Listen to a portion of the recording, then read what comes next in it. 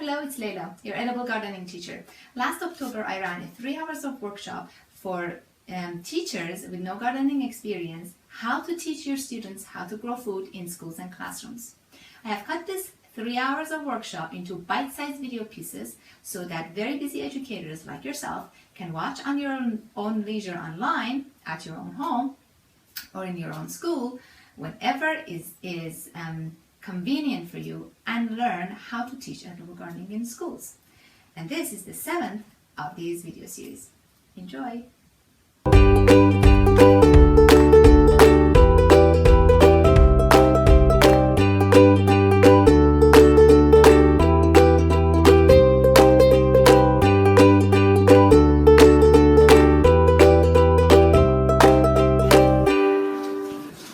There are some plants that have long periods of harvesting. Kale, for example, love kale. You plant kale and you get to harvest all the way through snow and freeze and all the way to the next spring almost.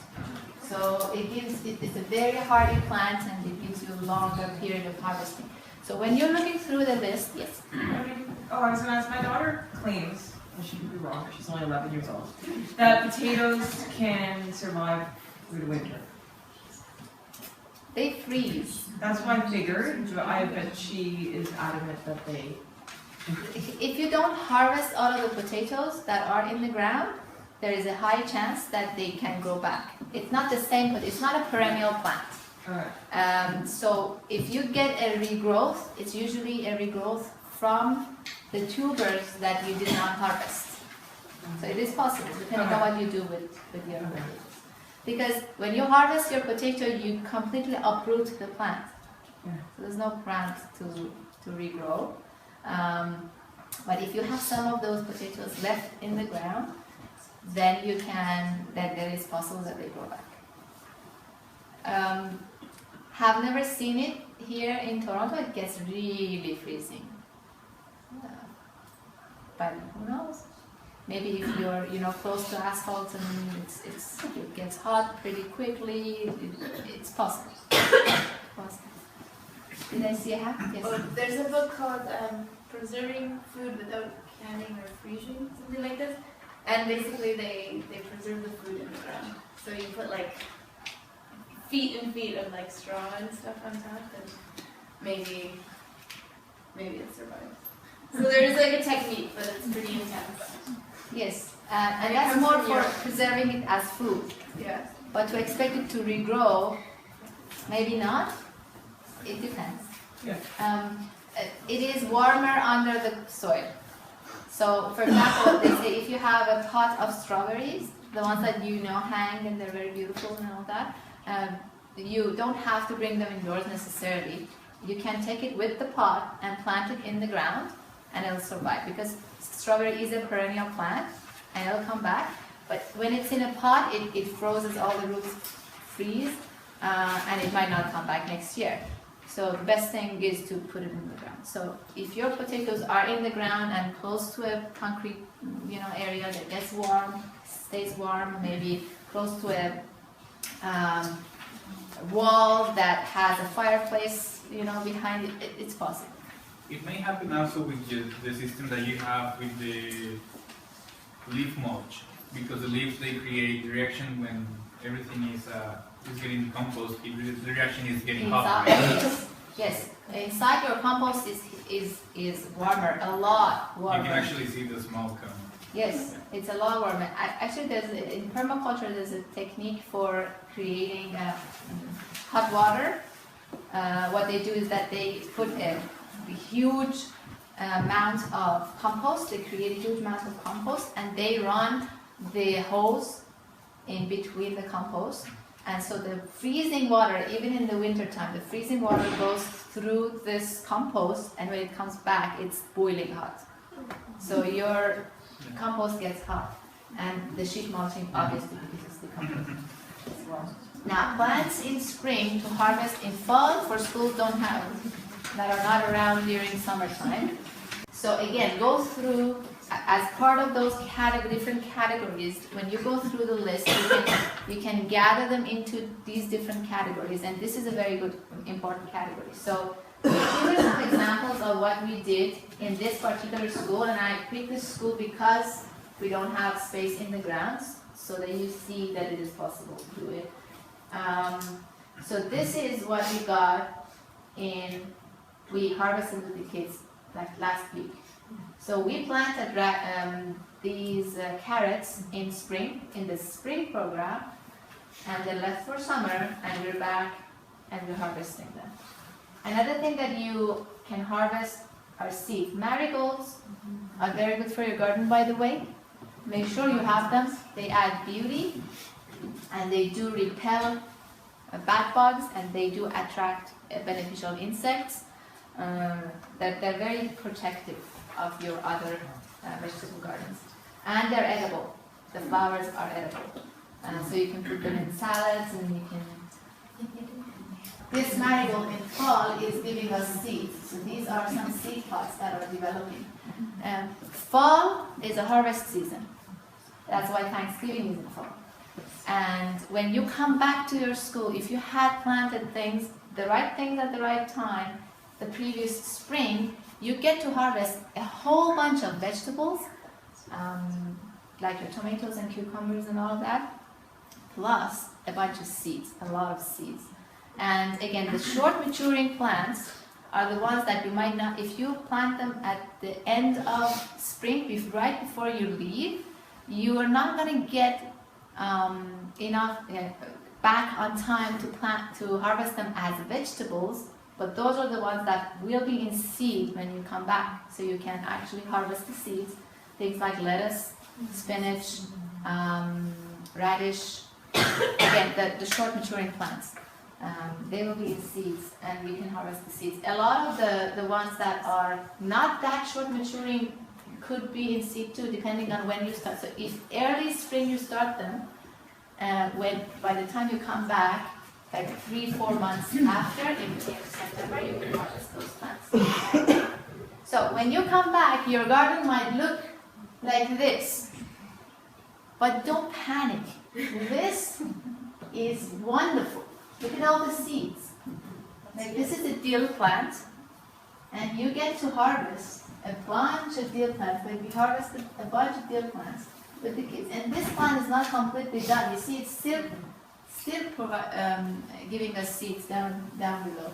Well, we got rid of the plant. We were not patient enough to let this part of it to give us seeds too, and we had a lot of seeds already. So this is not a failure necessarily. This is a potato pot.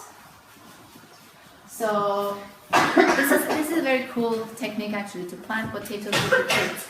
So you get a bucket, like a 5-gallon bucket, drill holes at the bottom of the bucket, because this is going to be a pot. You need drainage for the water, just like any other pot. And then you if you could put gravel, which gives it more drainage, that's better. If not, don't worry about it too much. Put a little of soil at the bottom. Get your potatoes and try to use organic potatoes, because the potatoes that you get at the grocery store that are not organic, they could be covered with some sort of chemical that inhibits their growth, because they want the shelf life to be longer. They do that to potatoes so that they don't grow. And you don't want to put those in there, because the kids are going to keep looking and nothing grows, and it's going to be very disappointing to them. Yes.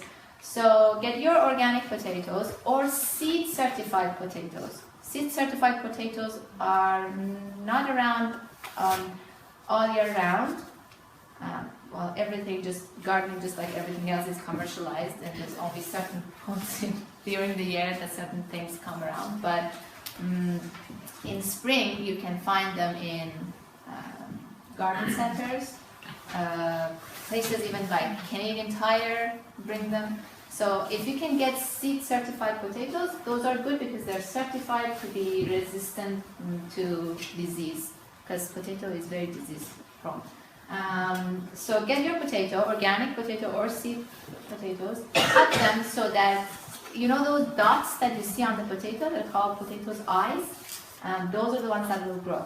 If you have ever left your potatoes in the cupboard in the kitchen, and as it has started to grow, you know what I'm talking about. Those eyes will grow, and when they grow, you see on this, it's actually a root, but I'm gonna call it stem. On the stem that comes out, you see dots on the stem. Those are the ones that are gonna grow into potatoes. It's a very exciting thing. So you cut your potatoes so that every cut has at least 2 eyes, and then you put them on top of the soil, just a little bit of soil at the bottom of your bucket. You put the potatoes there, and you just cover them so that you don't see them, so that sun doesn't hit the potato directly, or light. So you cover them, and then water them, obviously. And potatoes don't need a lot of water. They actually rot pretty quickly if you water them too much. So, which is good, because when you leave for summer, if nobody watered them, yes, like if they don't get watered every week, they're gonna be fine. The rest of your garden won't, but the potatoes might survive.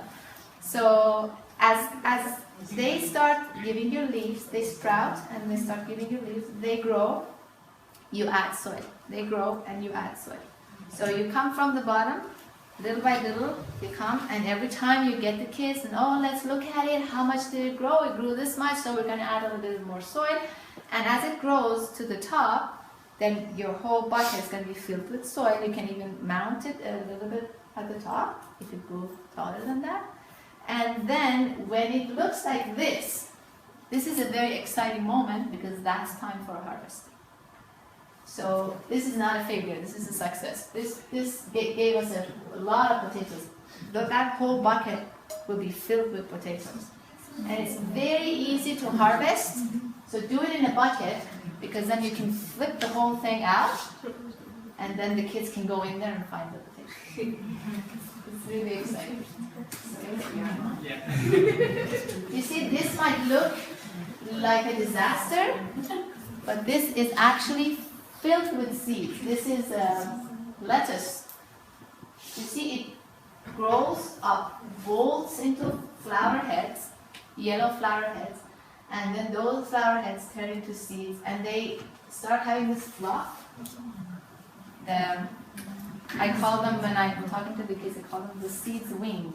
Some seeds have wings, because it's the mechanism that the plant uses. It uses the wind to send the kids all over the place to grow later. So harvest these with kids when you come back. Another one looks like a disaster, but these are all seeds, beans. And that's what we did. So we harvested them and kept them in the school office. This was video number 7, and there's still 3 more to go. I usually send free material such as this one to my subscribers. After all these 10 videos are out, I will still be sending tons of free material, videos, and information about this topic to my subscribers. If you're not on the list, make sure, here's the link, make sure that you put your email in the subscribers list.